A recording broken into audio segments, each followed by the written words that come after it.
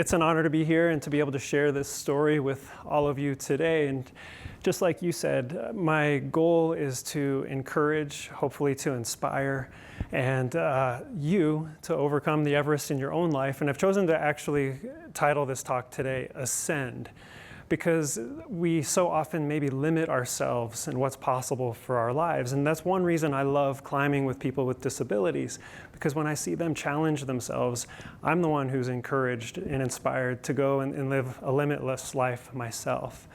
And so it's to ascend, it's to rise to the challenge of what's possible for our lives and to live beyond limits. How many of you have ever maybe hit rock bottom?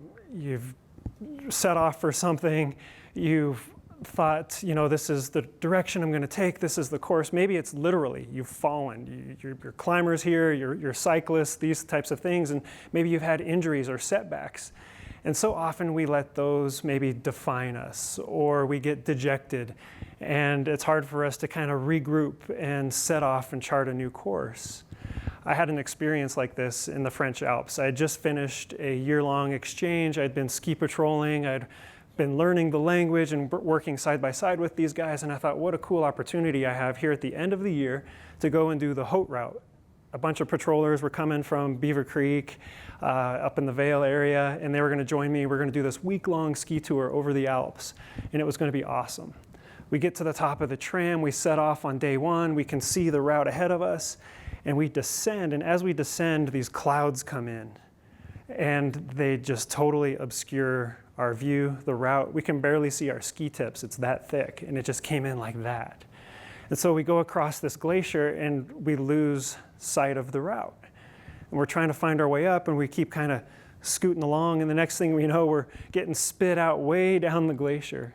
How did we get so far off course? And we're just sitting there all together talking about what's going to happen next, and we're completely bummed out. The clouds lift, the sun comes out, it's now afternoon, and it's too late to take the course that we had charted. And then up from below comes this French guide, a guy that I'd gotten to know that year. And I can see his face right away, and he's kind of smiling and singing songs. And he sees us there, and he goes, "Ah, Erik," in his French accent. "What are you doing?" And then we tell him what happened, and I'll never forget his words. And I think of them all the time, because it was simple. And in French, he said, "On descend pas, on monte." And it means we don't go down, we go up. And he said, "Come with me. We're going to go to this hut, and we'll get you back on course." And that's all it took, was just kind of that bright, smiling face in the sunshine to get us back on course. Someone who maybe believed or saw the way that we couldn't see. And so I've never forgotten those simple words. We don't go down, we go up. And so climbing with people with disabilities, I see that a lot. I'm this way, I can't recover from this, it's too late, my life is over as I knew it, the adventure is gone, all possibilities, all the goals and dreams I had. But then there's those rare few who do see the possibilities. One more example of this was something growing up in my home that my dad had brought home that he won in a contest. It was these pencil sketches. The first one said prepare, and it showed these guys getting their equipment ready. The second picture, and these are giant framed drawings, was this, and it said ascend. And you can see this is probably 1963. I'm guessing it's the first American expedition on Everest, and he's got the oxygen mask on and going up the lines, heading up the mountain, taking on the challenge. And then the third picture was triumph. And there they are, got the flag planted on top of the mountain. They've made it to the top, and there's celebration. But the one I always choose to focus on is this one, ascend. It's where the adventure is. It's kind of the unknown. It's where you have to apply your strength and your skill. The preparation's done, and this is where the challenges are. The questions lie. Will you make it? Will you not make it? Will you need to turn around? And that's where so much of our life is lived. If we choose to take that step, if we choose to believe, if we choose to ascend beyond our circumstances or ascend towards our dreams and our goals.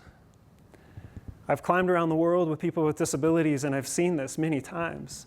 In one particular case, I got to trek the Inca trail to Machu Picchu, 35 miles. We did a special version. We called it the Super Inca. And we did 35 miles over 15,000 foot passes.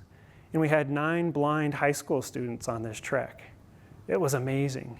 The scariest part about it was that they had 9 sighted high school students as their guides. So you can imagine how that goes. You know, they tune out to the earbuds, which they shouldn't have had anyways, but the hat's pulled down. It's like, oh man, this place is great. And then, you know, there's a drop here and the leader takes a left and forgets the guy behind him can't see the turn and, you know, there's a drop. But fortunately, we travel in 3s. So there's always someone behind to grab a backpack, turn them, slap them on the rear and say, no, no, this way. And it's amazing to see how they would take on that challenge and how their trust and their camaraderie would grow on the days along the trail. And the vision for what was possible in their lives would also grow as they would ascend. We got to Machu Picchu, all of us in one piece. And when they got there, they had special permission to duck the ropes and go in and touch these stones, often considered sacred, with their hands and run their hands on them. And I thought, this is going to be amazing. It's going to blow their minds. They're going to want to spend, you know, days here. But after about 10 minutes, they were ready to go. Get a meal, shower up, I don't know. But what I realized was it wasn't so much the destination, because one rock began to feel just like another. And to them, they couldn't see it in its grandeur, but it was just putting their hands on the stone.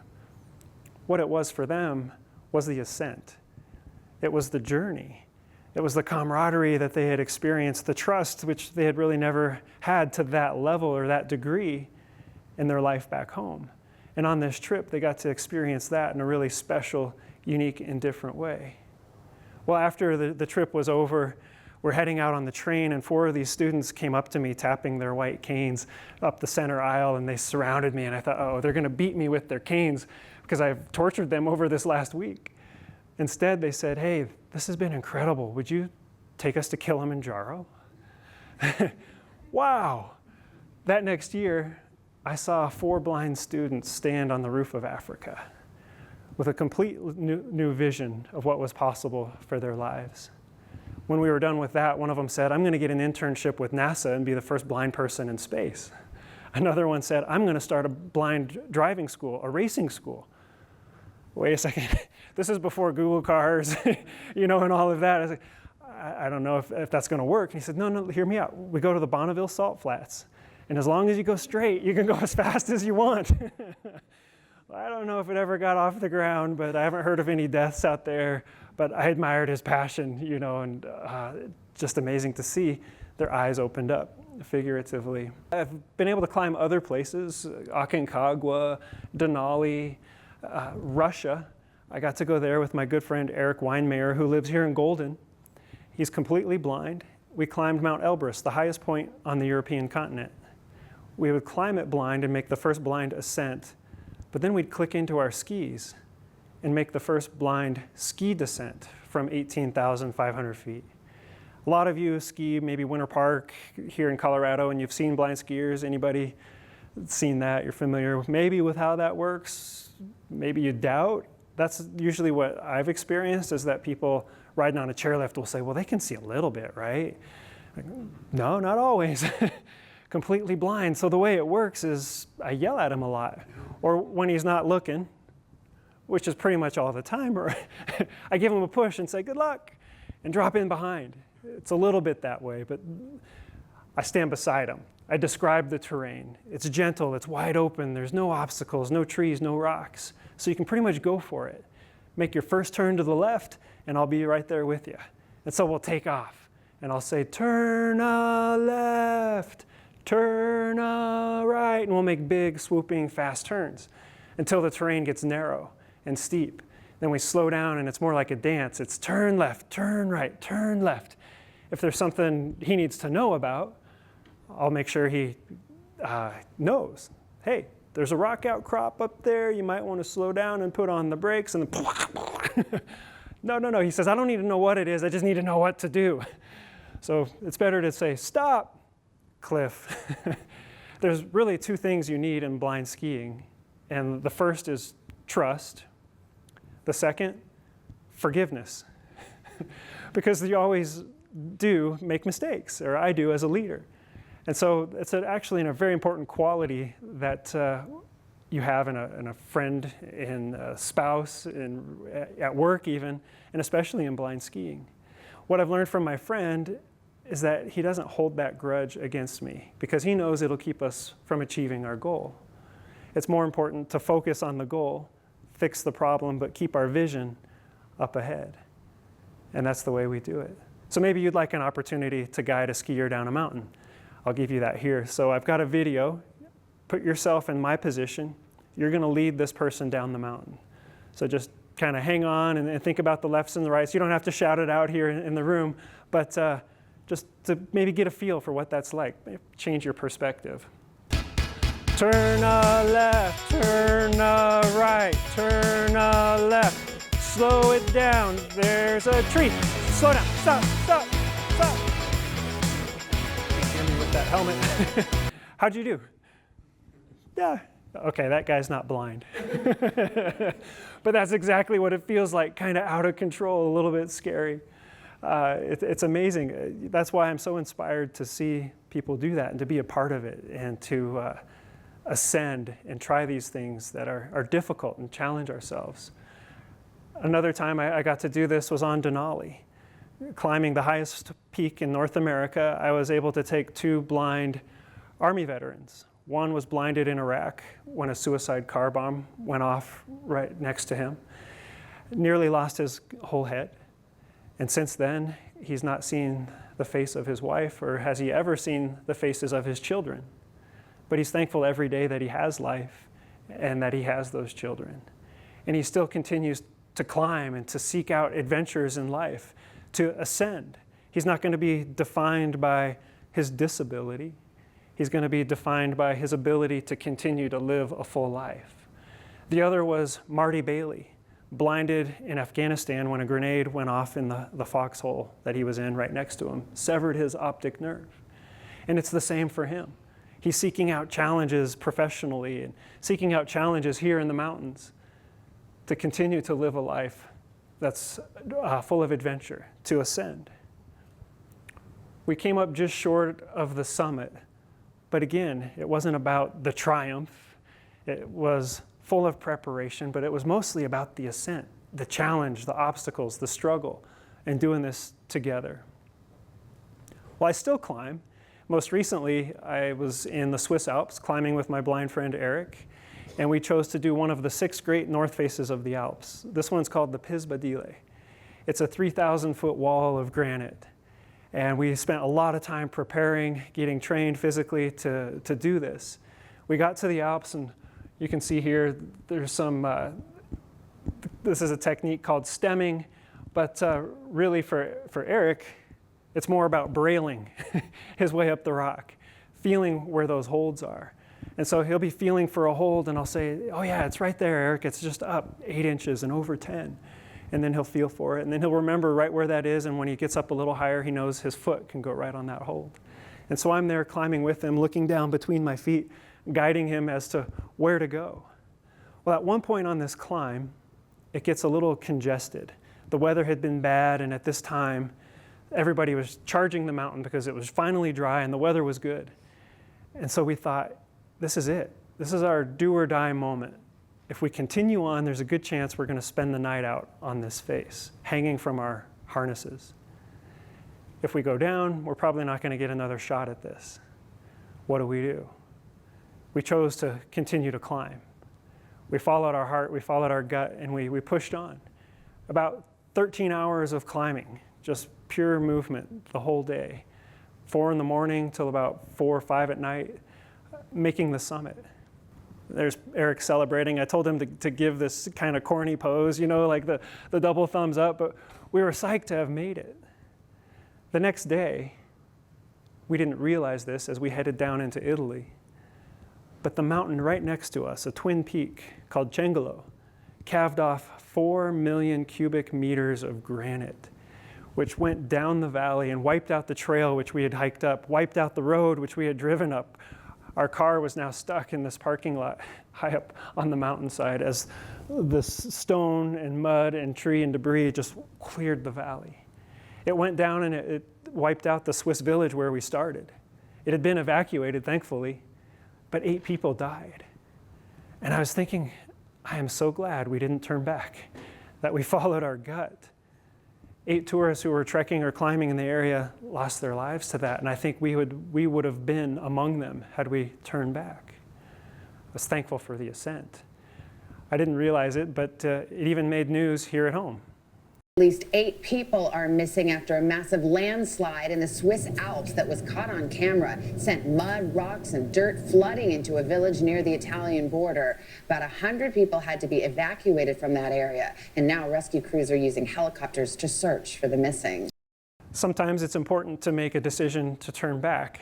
Sometimes it's important to continue on. We don't always know the outcome, but we give it our best. And in this case, I was glad that we made the ascent, that we chose to ascend. Well, it's lessons I've learned from climbing that I apply to my life, whether it's professionally or to my family, and again to climbs that I continue to take on. And that's what I want to pass on to you. Well, what is it to ascend, to make the ascent? What does that require? Well, it requires the preparation, but in the midst of it, it requires courage, for us to be courageous.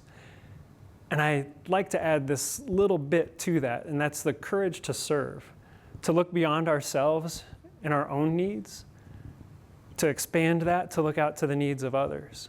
One thing I love about climbing with people with disabilities is it requires that of me, to forget about myself, to put my attention on them. And in doing that, the next thing I know is my own fear is gone, because I've taken it off of myself, I've put it onto them, and we move along together. My fears take a back seat. My attention is focused on them. It takes faith and trust in each other. A special team spirit. We often hear the word teamwork, and to me, teamwork is great. It's getting the job done. It's very task-oriented, but it's a little bit like an engine which is just idling. It's not going anywhere. I like this word team spirit because it is engaging. It's what puts that car in gear and uses that engine to move the car down the road. Leadership and integrity. Often we hear the word leadership and we think of it as if it has virtue on its own. But it's not until the leader himself has integrity and character and is in that position that this is true. So leadership is great, but it's having the integrity which makes it matter. And then lastly, perseverance. The ability to go right back up and to the top of this list and courageously serve again and take another step forward. I would learn this really in the Himalayas, because the greater the challenge, the higher the obstacle, the greater the lesson, the more we have to learn, the more it can make of us. I'd go to this mountain here called Amida Blam on a training climb with my friend Erik, training for Everest the next year. We would climb up to 19,000, 20,000 feet together through whiteouts, through wind and cold and storm, while the team climbed ahead. And at this point, I'm super thankful for teamwork because they've gone ahead and set up camp. Hey, that's awesome, teamwork. I like this, I can get into it. Thanks guys for carrying the heavy loads. Which tent is ours? To which they reply, yeah, you guys, you're right over here. Oh, thank you very little. No problem. I'm sure you're thinking exactly what I was. My tent mate's blind. He can sleep on the left. He's also a lot quicker and smarter than I am, so he got in there and put his stinky socks and underwear all over the right-hand side, so I got the room with the view. As we climbed into this tent, the team went down to base camp to get more supplies, 5,000 feet below. And as they went down, a storm came in, and it pinned us in this tent together for 6 days. 6 days at 20,000 feet in the middle of a storm in the Himalayas with a blind climbing partner. There's really not a lot you can do, except get to know each other better than you really ever wanted to. So people always ask, you know, because the middle schooler in us really, truly never dies, you're stuck there, you're with someone who's blind, you're eating, you're drinking, you sleep, you have your coffee, and then, you know, certain things need to happen. And that'd be kind of rude. I don't want to talk about it. So I'll just show you a picture of Erik doing a bombing raid over Nepal. Kind of puts an end to that question. So, you know, sometimes you have to get creative, innovative to find solutions. the team came back up, and it was a week later. Our supplies were limited, and we basically had one shot at making the summit. And we gave it everything we had. But the mountain was coated in this thin layer of ice and powdery snow, and it just wasn't safe. We're going to have to turn back. An incredibly difficult decision because we'd gotten sponsors, we'd spent their money, we traveled halfway around the world. People didn't believe in this. There was naysayers, and we were going to have to face those people and say we didn't make it. But I learned a lot about success in this moment, in this process. So often we want to define success as standing on the summit or planting that flag. You know, maybe it's the house you own, the car you drive, the job you have, the title you hold. Those are fine, but they don't define success. In this moment, our success was defined by making the right decision. This time it was turning back, which we needed to do. It was not letting our pride, I think most importantly, get in the way of making the right and the best decision. And so we swallowed our pride and we turned back. One person made the summit that year from another team, a Russian guy. That Russian guy lost all 10 of his fingers. But our success was defined by that decision, not letting our pride cloud that decision. We communicated, we worked through it, and we descended. That was our success. It was in the descent. And so we worked our way down the mountain. And as we did, I got down to our lower camp at 19,000 feet, banging down these rocks, rappelling down these ropes. And then I had to unclip from the fixed lines. A few more steps, I would be at my tent on the edge of a 600-foot cliff. I took this one last step, and then the rock under my feet flipped over. The extra weight in my pack, I think, is what caused it to turn like that. And I fell onto it, and I landed on my chest, and I grabbed the rock. And as I did, it started to slide over the edge. My feet were dangling in space. And I thought, if I don't let go, this rock's going to crush me as I fall. So I let go, but my gloved hands couldn't grab the ledge. And I started to fall that 600 feet. I'm often asked, well, what were you thinking? As if you can pause in midair, you know, and formulate a thought. Like the coyote in the Roadrunner cartoons, it's not like that. I was thinking what anyone would be thinking, and that is, do these pants make me look fat? No, it's 4-letter words. You know the ones. Help. Stop. Grab. Pray. Well, maybe one or two others slipped out, and then it was a free fall. For a little while, then I hit a rock outcrop, and I slid, and then another rock outcrop, and 150 feet down, I landed on a ledge the size of 2 of these chairs on my feet. With my eyes closed, I thought I would open them and see angels, but instead I saw my teammates looking down, waving. And I waved back to, I'm not dead. Kind of felt, thinking I would feel my femur sticking out, and I didn't. I felt as though I'd landed right in the hand of God, and he said, you know what, it's not your day today. I was so thankful. I was even more thankful for the rope that came down and my Sherpa friend that came down with it to help me back up. I got into the tent, and I was greeted by my tent mate, who was an ER doctor, a throwback to the 60s.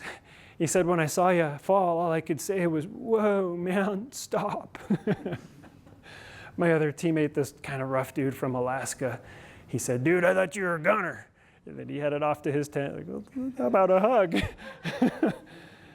My third teammate said, I just started praying for you. I felt as though his prayers were answered. But that night, my lungs filled up with fluid. My body was in shock, and I was getting high-altitude pulmonary edema. Thankfully, the ER doc the next day helped me down to base camp. Together, we'd make it there, 5,000 feet below, and I was finally put in this thing here. It could save my life. In fact, it was a professor here at CU that invented it. It's called a Gamoff bag, and it could save my life if my teammates knew how to use it. You can see he's reading the instruction manual behind me on just how this might save my life. I was so thankful while I was in there that I had people around me that could help, that cared. And at the same time, I felt like the biggest loser on the planet. I shouldn't be the guy falling. You can understand if it's someone who's blind who couldn't see that rock, or maybe I misled him and said, step left, right, wah. But it was me. I'm supposed to be reliable and strong for my friend, and this is it. I'm not going to Everest next year. It's all over. Kind of hitting the bottom. The next day I was flown out. A little hole opened up in the storm. A helicopter was able to land. It was a Nepalese pilot that risked his life for mine, a complete stranger. Talking about having the courage to serve. There was a guy fulfilling the duties that he wanted to when he took his job, when he took his position to fly these helicopters. It didn't require that he would fly up in the midst of a storm, but he did. He risked his life for mine. I went home and I thought about this, I contemplated it, and I spent time with this guy here, my best friend, my climbing partner. We'd scale the rocks. Sometimes we'd even get to a climb and we'd just be so engrossed in a conversation we'd never even get to climbing. Before we knew it, it's time to, we gotta go. Just that kind of guy. Joseph was a friend who believed in me more than I believed in myself. He's the kind of friend that I would wish everybody here at some point in their life would have. Even better yet, a spouse like that, who believes in you more than you believe in yourself. An encourager. When I told him I had my doubts about climbing, he said, this is the chance of a lifetime, you gotta go back. I'll go, I'll carry your bags if I can go. But don't let this one pass you by. I took that to heart because I was really wrestling with fear and doubt. That's what was keeping me from wanting to ascend again. I had hit rock bottom. My pulmonary edema turned into a viral pneumonia. It got infected, and I wasn't really able to train for Everest, and I thought, there's no way. Well, then my friend went missing in the East Vale Chutes, steep terrain outside the area boundary. He had decided on this day that he could do it alone. He got overconfident. One thing about the backcountry is you never go alone. You always have someone there to watch your back. He descended this steep chute, came around a blind corner, didn't see the cliff that was there, went over it, and 40 feet below landed upside down. It was the next morning that I was out with my friends on the ski patrol looking for him, hoping to find him in a snow cave or something with just a broken leg. I'll never forget peering down over the edge of that cliff and seeing his snowboard staring back up at me. We went down and we dug him out, and it was just way too late. He had suffocated, he was frozen, and he was dead. Now it was 2 months before the climb of a lifetime, and I was full of grief and missing my friend, and I went to his memorial and his funeral back in Pennsylvania where he grew up. And I stood beside his casket, and next to it I saw his yearbook, and in that yearbook was a picture of him, and the question was, what are you going to do with your life after you graduate? And the other students on that same page had answers that we all would recognize. I'm going to go to this school, I'm going to get this job, I'm going to spend my summer doing this. And then there's Joseph. This was his response. My plans are to make a difference in the world around me. Not many high school kids have that perspective. I thought about that. That's exactly who he was. That's how he was living his life. And that's what I want to do. I might honor my friend and at least explore this opportunity. So I'm going to do that. And as a Christian, I'm a person of prayer, so I prayed through it. And I was kind of letting fear control that, and so I prayed that way. Like, yeah, let's just slam these doors shut. Let's do that. That's the way I want it. I'm afraid. I don't want to go back on that mountain. So I'm going to see a pulmonologist in Boulder. This guy's a specialist. He's going to give me that pink slip, which I can show the team. And so I went and saw him, and he said, you know what? If you're careful, I don't see why you can't go back. Oh, that's not what I wanted. Okay, well, I'll go ask the team, because they're not going to say yes. Not one of my teammates said no. Nuts. We don't have the money for this. Just as those words left my mouth, we got a $250,000 donation from the National Federation of the Blind. Of all organizations to sponsor a climb like this, it was a blindness organization. that believed in us and put their neck on the line to support this climb. Got one last chance. So I asked my friend Erik, and I said, hey, you're blind, you don't want another gimp taking you to the top of the world. What do you think? I'll never forget his response. He said, being blind, my whole life people have made judgments about me, what I can and what I can't do. I'm not about to do that same thing to you. You've got to decide for yourself. Realize, yeah, you'd be a hypocrite if you'd said anything else, but I sure wish you would have said no. That'd be okay. Thought about it for a minute, and I said, all right, Erik, I don't know if I'm strong enough to get to the top, but I know I'm strong enough to help you get there. And so if you'll have me back, I want to see you stand on top of the world. So again, leaning on my faith, I would take these words to heart, where it says, be strong and courageous, do not be afraid, do not be discouraged. So I took that, be strong and courageous, sure for my own sake, but for his sake too. Maybe it's just base camp, I'll get there. And then I'll break it down, camp 1, we'll get there. Well, when word got out that we were going to Everest, that a blind man wanted to summit, we had naysayers, people who thought, this is impossible, a blind person doesn't belong, he's gonna die. They tell me he's gonna take you with him. Our response is, well, that's great, Mom and Dad, but really, we have what it takes. And it was people close to us that were concerned, of course, but it was the elite Himalayan veterans, names that if I was to tell you, you'd recognize. And what we learned was that these guys are experts, but we're the experts on ourselves. They've not climbed with someone who's blind. They don't know what an athlete you are, what experience you have, what you're capable of. We can make this ascent. So let's take that step. And there we are back in the Himalayas, making this 30-mile trek to base camp, climbing right in front of Amana Blam, the mountain I had fallen off the year before.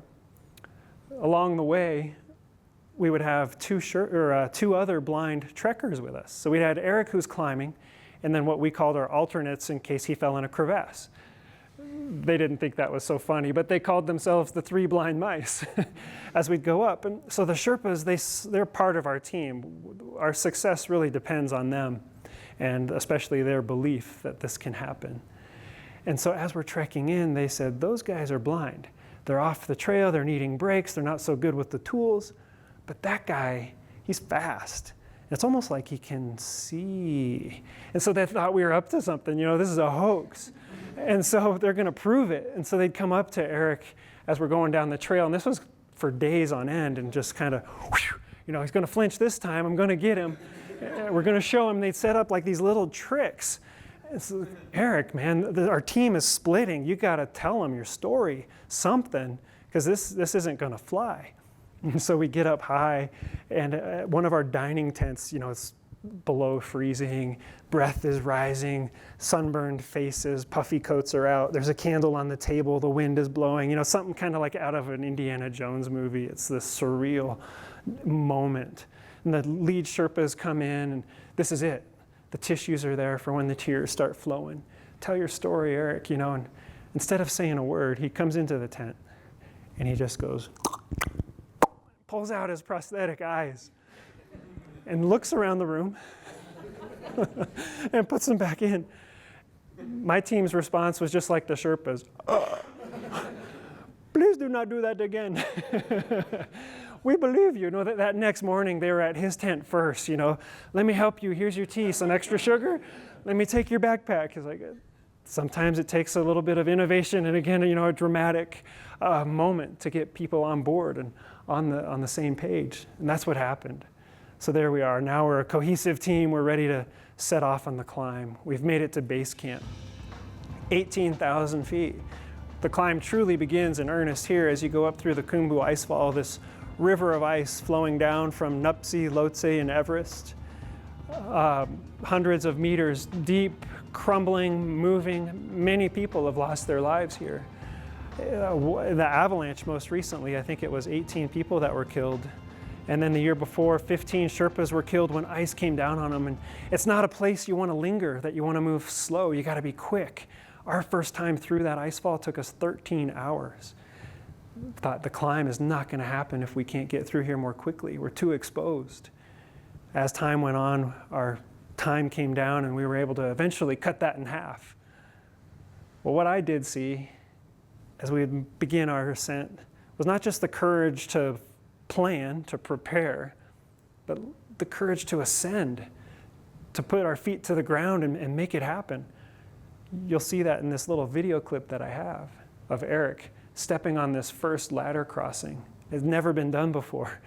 First blind person to summit Everest, so what do you do about the ladders? You can't see, and they're not perfectly level. They're not OSHA approved. They lay on their side, they're missing rungs, they're bent, they're damaged, they bounce. Courage. It's defined as facing danger with confidence and control. I think a better definition is that it's the mental and moral strength which propels us in the presence of fear, because the fear doesn't go away.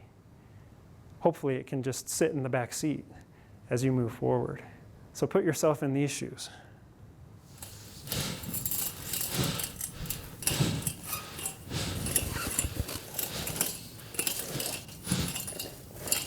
Too far.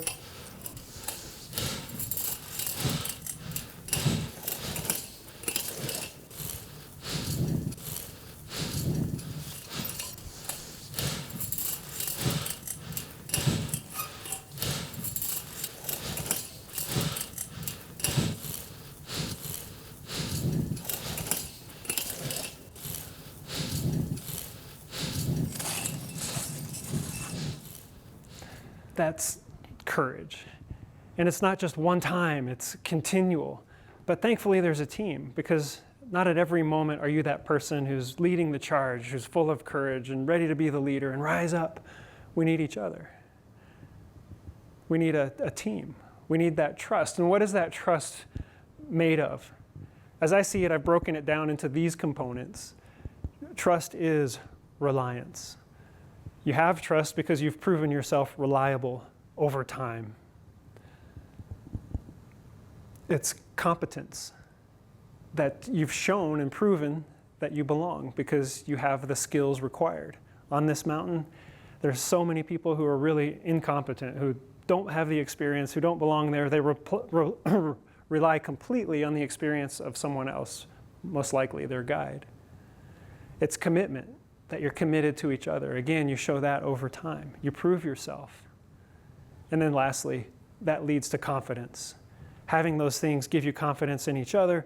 With all of that, you then have trust. This team had trust like no other on the mountain. In fact, at first when we arrived, people said, avoid those guys. They're going to be a problem.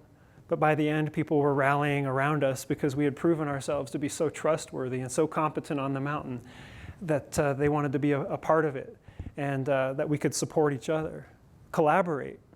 And that's what team spirit is. Team spirit transcends teamwork because it maximizes the individual's strengths towards a common goal. It's collaborative and it's focused on others. That's what made our team so different from any other. Is we had this blind person who they thought was a weak link, who was actually the glue that held us together in an unlikely way. I like this saying where it says, 2 are better than 1 because they have a good return for their work. If one falls down, his friend can pick him up, but pity the man who falls and has no one to help him up. You would think, well, that's great. You're always picking Erik up because he's blind, he's tripping and falling. But it was actually my blind friend who picked me up, who believed in me and saw the possibilities for me as much as I did for him. An unlikely pair. But with that pair, we made a good team because we were there for each other. He was there for me when he said, yeah, come back and climb. He's also there for me when it's 4 a.m, it's dark, windy, below 0 outside, and I hear his crampons on the ice. He's ready to go. I'm still in my sleeping bag trying to get every second I can out of the warmth that's in there. And then I realize he needs me. He can't climb without me. It's time to move on. He's picked me up, ready for the ascent. And so we continue to climb from the ice fall. Now it's onto the Lhotse face, this 3,000-foot wall of ice, 45 to 70 degrees in steepness. Ice falling, rocks tumbling down, cascading. We'd set up camp here at 24,000 feet before we turn the corner and go over the yellow band and then the Geneva Spur, finally ending at 26,000 feet, a place called the Death Zone. where you can't survive long even with supplemental oxygen. It takes a whole team just to set up the camp. As the wind is blowing 30 to 50 miles an hour, the temperature is consistently below zero. One guy holds the tent while one sticks the poles up through, throwing the gear in and then tying it down. At this point, you know that this is it. This is where the climb really will happen. Do we still have what it takes? The team, we start to look at each other with kind of like this laser beam-like vision, you know, so you can almost see right through each other. Can I still trust you now? Because this is where it really matters. Just steps away from our tent, we see the body of a Sherpa who died years before. But he's still there, frozen to the ground, perfectly preserved. A guy who died with all of his senses, and we're still trying to bring a guy up who's missing a critical one of his. Well, the team decides to continue on. 9 o'clock at night, without really saying a word, we form a single file line, and we continue the ascent. Just the night before, an Austrian climber had fallen to his death when an old rope snapped. A Russian climber fell to his death on the north side. Fear and doubt, again, have us in its grip. But with that team spirit, with the kind of trust we have, feeling good enough, we take those steps forward. A couple hours in, our team leader turns back. A guy who had summited Everest before, one of the strongest climbers on our team. He's coming down and he gets to me, he lifts his goggles, and he's got a tear running down his cheek. And he says, "I've got nothing left. My feet are frozen. I've got to go back." I thought for sure he's going to just say, "And we're all going back. If I don't have it, the chances are you don't either. We're going back." But in that moment, I learned a lot about leadership because this guy had the original vision, along with Erik, to make this climb happen. And I think that's what leadership is it's visionary. And it believes in that vision. It takes action upon it. And then most importantly, it's built on a platform of character. He didn't let his pride get in the way once again. And his character said, "You guys have what it takes. I'm not going to push so hard that I get myself in trouble and bring you down with me. I'm going to pass the baton and say, you guys go for it." That's what good leadership does. So we continued on into the darkness, where at one point in a whiteout, I couldn't see my hand in front of my face. The guy behind me said, "I haven't seen mine in 20 years. Keep going." All right. And so we keep moving forward. The whiteout gives way to the stars. The stars soon give way to the sunrise. And though we can't feel the heat, we feel that warmth of hope that this might just happen. What people said was impossible, we're going to pull off. We get to the Hillary step, and Erik reaches out and grabs one old rope. I see that this is where a guy died the night before, and I yell at Erik, "Don't grab one, grab all those old ropes." He does. He gives it a yank and a kick. And like that, again, traveling in threes, we get up over the Hillary step and a few more steps to the summit. Perseverance, the last in my list of requirements to ascend. That's having a passion for what you do, a faith in its purpose, a willingness to take a risk, and then the mental stamina to persist in it. With that, you can persevere and stand on top of the world. We spent about 15 minutes up there. This team that was supposed to go down in flames set 5 world records. As the Sherpas called him, the blindest man in the world. Erik stood on top. Sherman Bull was on our team, 64. At that time, he became the oldest man. It was his 5th attempt. He said, "I didn't plan to be the oldest man to climb Everest. I just got old trying." His son, Brad Bull, who lives here in Colorado, was part of our team. So they joined and they became the first American father and son. At the time, we also had the largest camera to stand on the summit, a 25-pound HD camera. But the one I'm most proud of is that we were the largest team. 19 of us stood on top. The reason that is because we all had that common belief and that glue of Erik uniting us to get to the top. Erik made the cover of Time magazine a couple weeks later, and I'm not at all bitter or jealous that I'm standing right there. You can see a rope tied to his waist. Well, in this picture, that rope goes to me. But that's not why I signed on, you know, it's just celebrating that success with him. An invitation in New Zealand to stop by the home of Stradman Hillary. We got to spend the day with him. We talked about 5 minutes of climbing, and the rest of the time it was about philanthropy and giving back and what's next and what are you doing? How are the schools? How are the hospitals? Great to be with one friend and two heroes. Also an invitation to the Oval Office to meet former President Bush. So to be here this afternoon to talk to you, it's to encourage you, to challenge you and myself to ascend, to not give up on those dreams and the possibilities that you see, or maybe those friends that believe in you more than you believe in yourself, that they see for your life. To apply these principles and to challenge yourself to take that next step towards that summit, whether it's a mountain, a physical summit, or whether it's right here in this building.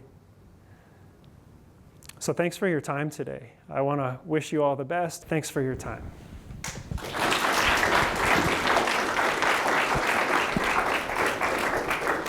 So first question's from Dave Monago. I don't know if, Dave, are you here by chance?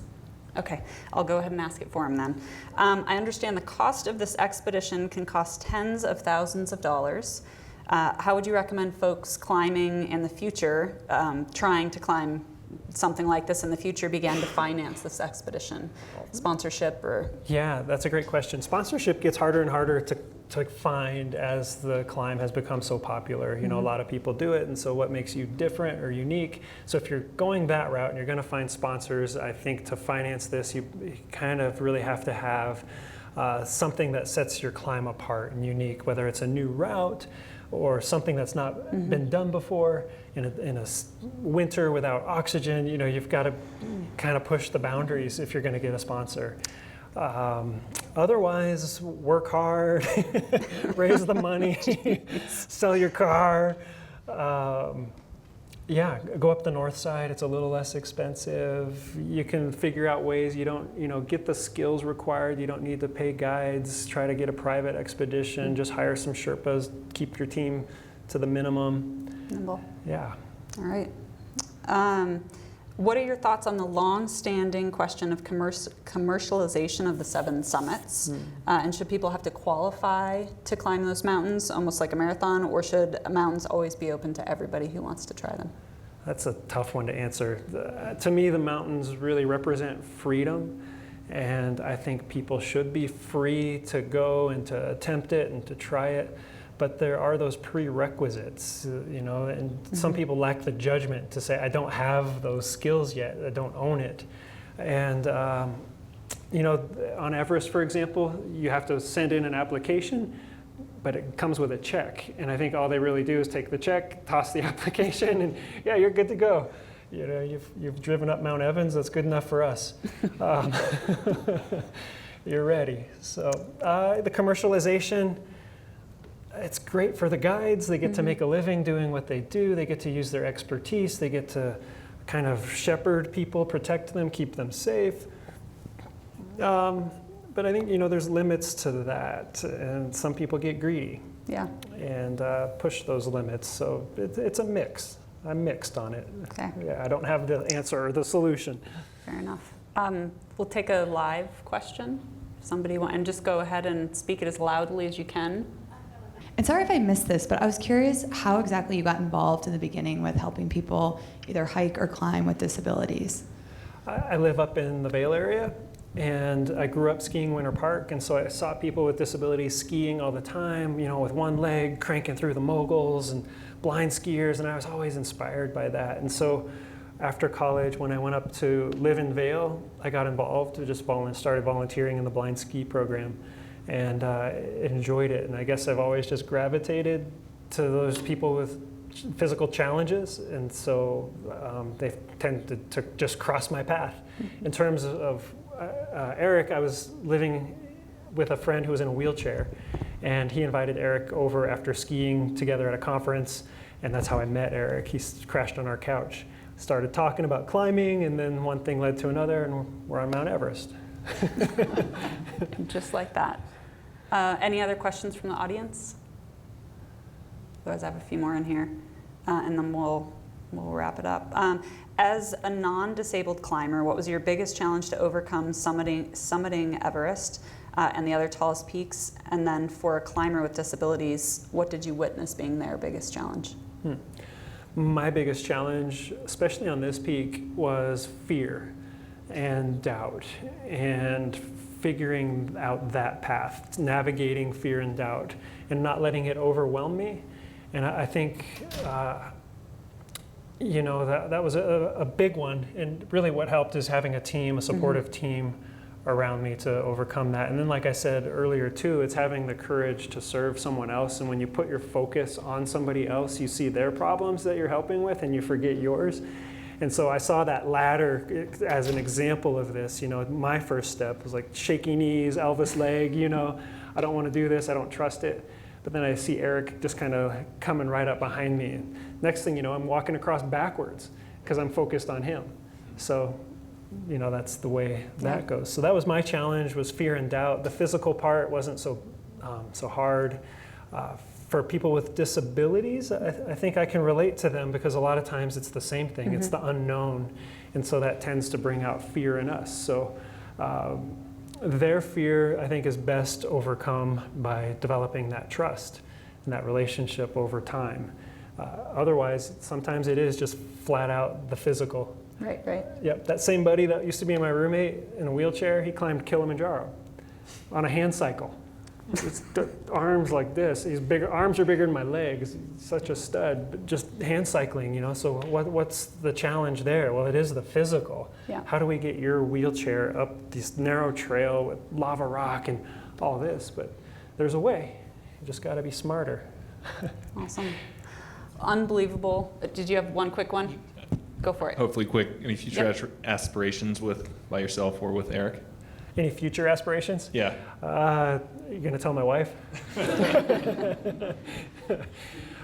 He just had a hip replacement in July, and we went out and did a 10-mile hike last week. So he's on the road to recovery. We want to go back to Ama de Blanc. Yeah, so that might happen in the fall, not this fall, or a year out, so he can recover. And then he just said, let's go ski across the ice sheet in Greenland, which is a 30-day polar trek. So there's that, and it's a never-ending, like, what else can we do? So yeah, there's plenty of things. Awesome. Actually, I want to go do the Rubicon Trail with my blind friend Scotty, the Iraq veteran, and let him drive. It's a four-wheel drive Jeep thing, but it's so slow, I think he could do it. You should call the high school student. I should. That was interested I in thought you. about that. Yeah, call the kid. There you go. Yeah. Well, thank you for sharing your story with us. Thank you guys for coming. Round of applause. Yeah, thank you.